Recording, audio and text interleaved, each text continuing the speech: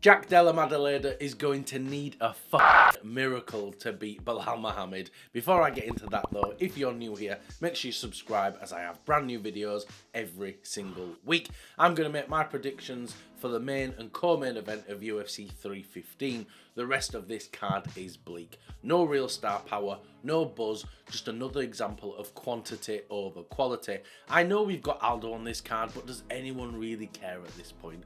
UFC 315 is going to be one of, if not the worst card of the year. But maybe I'll be wrong, but I doubt it. But now I've had my little moan, let's get on with the predictions. In the main event, we have Belal Muhammad versus Della Maddalena for the welterweight belt. This is Belal's first defense as champion, and man, it's not a good way to start your tenure as champ. Let's face it, JDM does not deserve a title shot at all. This isn't based on merit but convenience.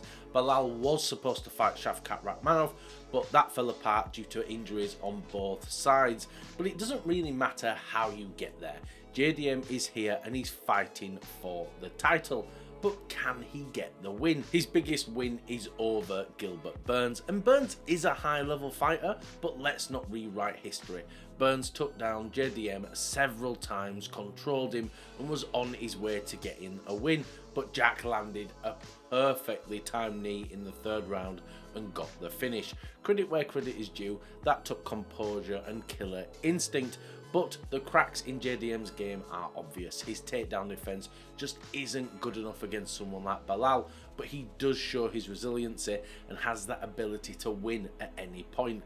And now I know Belal Muhammad is boring and he puts many of us to sleep, but his style is effective and he has a clear path to victory in this fight. Wrestle, control, and smother, and he'll do that on loop for 25 minutes, and he has the cardio to back it up. He's going to drown JDM under the pressure, and I don't see Jack coming back up for air. But like I said earlier, in his fight with Burns, Jack stayed patient and found his moment, but lightning usually doesn't strike twice. So I'm picking Belal Muhammad by decision. In the co-main event, we have Valentina Shevchenko versus Manon Fiorot. Valentina Shevchenko is one of the best female fighters of all time.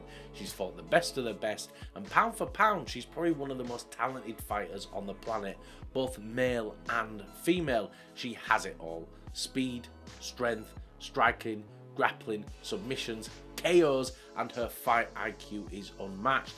But she did have two tough fights against Alexa Grasso, though she did dominate the third, and now she's 37. Is Valentina what she once was? Her days are numbered, and this could all be coming to an end. Fiorot has earned her title shot, she has had credible wins over Namajunas and Blanchfield, and she's a talented striker, but she's not gone up against anyone like Valentina. She doesn't have the experience. This is her first 5-round title fight in the UFC, and that's a lot of pressure to overcome. She's also no spring chicken herself. She's now 35, and in MMA years, that's near the end of the line. So I don't think Valentina's age is really going to be a factor. What Fiorot does have on her side though is volume. She throws a lot of strikes, but Valentina can counter that with control time and smother her with her grappling. So of course anything can happen, but all the odds seem stacked against Fiorot. Valentina is simply better everywhere, so I'm picking Valentina by decision. So yeah, while we have got Valentina and Belal holding on to their belts for UFC 315, let's not pretend this card is something to be excited about. This pay-per-view is paper thin, and it's exactly what happens when the UFC tries to put on 45 events a year. It's just too much and the quality suffers. This is a real kick in the teeth for fans, asking them to chill out for a pay-per-view with only 2 decent fights on. It's an absolute joke.